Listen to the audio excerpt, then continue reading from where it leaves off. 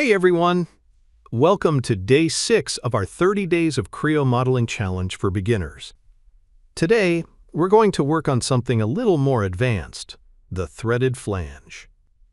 This model will let us review the basics while also trying out a few new features along the way. Don't worry if you're still learning, I'll guide you through each step.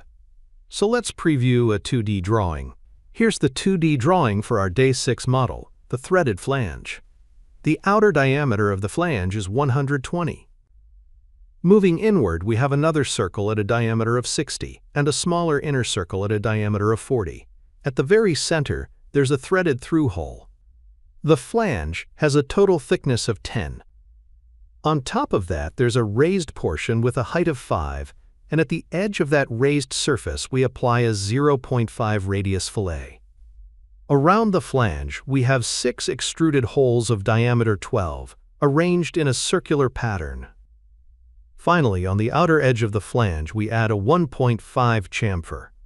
So let's open Creo and get started. Let's get started by creating a threaded flange using its 2D drawing. First, open a new part file. Click on the New tool, and in the Type area, make sure Part is selected. In the Subtype area, choose Solid. Name this model Threaded Flange. Uncheck the Use Default Template box and click OK. In the next dialog, select MMNS Part Solid Abs and confirm with OK. Now we'll move into the sketching environment. Click on the Sketch tool in the Datum group, select the front plane, and confirm with Sketch. Switch your view to a normal orientation by clicking Sketch View so it's easier to work. Next, create a vertical center line. Click the Center Line tool in the Sketch group. Place it at the origin as the first point and drag it vertically upward. Then, select the Line tool and create a closed profile. Start from the horizontal axis, place your start point, and continue the sketch until it closes.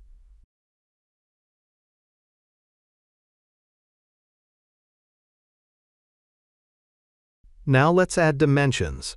The vertical length should be 10. Another length should be 5. Now add some linear diameter dimensions. The linear diameter here should be 40. The next linear diameter should be 60.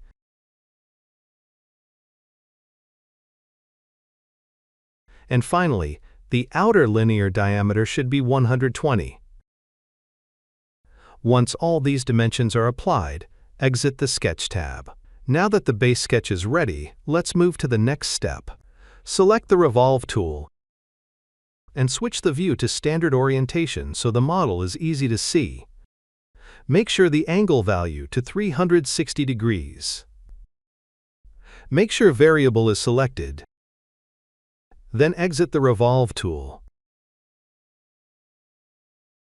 Next, we'll create the extruded holes. Click on the Extrude tool and select the top planar face of the base feature. You'll now be in the sketching environment. Switch to normal orientation with Sketch View. Activate Construction Mode and use the Circle tool to create a construction circle from the origin. Once the construction circle is placed, turn off Construction Mode and create another circle over it. Now apply dimensions. The construction circle should have a diameter of 90,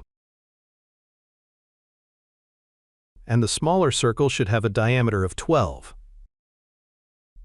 Exit the Sketch tab once dimensions are done. Switch the view back to standard orientation. In the Extrude tab, flip the direction and make sure the Remove Material is enabled. In the Depth drop-down list, select to Next, then exit the Extrude tool. Now let's create a pattern of these holes. In the model tree, select the Extruded Cut feature. Once it highlighted, click on the Pattern tool. In the Type dropdown, switch to Axis. Make sure your Axis display is turned on by enabling it in the Datum Display Filter toolbar. Select the axis as the pattern center.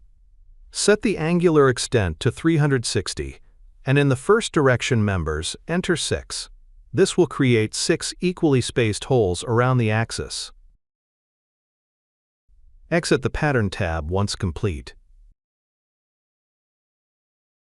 Next, we'll apply the threads. Click the arrow next to the Sweep tool and select the Volume Helix Sweep. In the Reference tab under Helix Profile, click Define, choose the front plane, and confirm with Sketch. Switch to Sketch View. Use the Line tool to create a vertical line. Snap the start point at the inner diameter for reference, then move upward and specify the start point, and drop the line next to the base model. Exit the sketch when done. Now you'll be prompted to select the helix axis. Select the center axis of the base model. Expand the Section tab and click the Create or Edit Section button. Switch to Sketch View. In this sketch, draw a closed sketch. Use the Circle tool to create a circle at the origin. Draw a line through its mid of the circle and trim the half one of it with the Delete Segment tool. Add the dimension. The circle's diameter should be 1.5.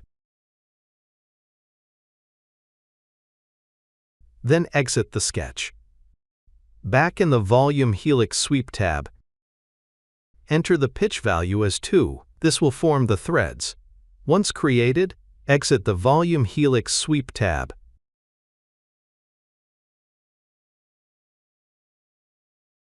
Now let's refine the model with fillets. Select the Round tool. Make sure the profile is set to circular, and in the radius field enter 0.5. Apply the round to the required edges, then exit the Round tab. Finally, we'll apply chamfers. Select the chamfer tool, set the value to 1.5, and apply it to the outer edges. Once chamfers are placed, exit the Chamfer tab. And with that, our threaded flange model is complete. That's it for day 6. We've completed the threaded flange. Great job sticking with it. Every model you build is another step toward becoming more confident with Creo. And remember, this 30-day challenge isn't about perfection. It's about steady practice and progress. Coming up in day 7, we'll take on a new model and explore some fresh techniques. Thanks for watching, and if you found this helpful, don't forget to like and subscribe. Keep practicing, stay consistent, and I'll see you in the next one.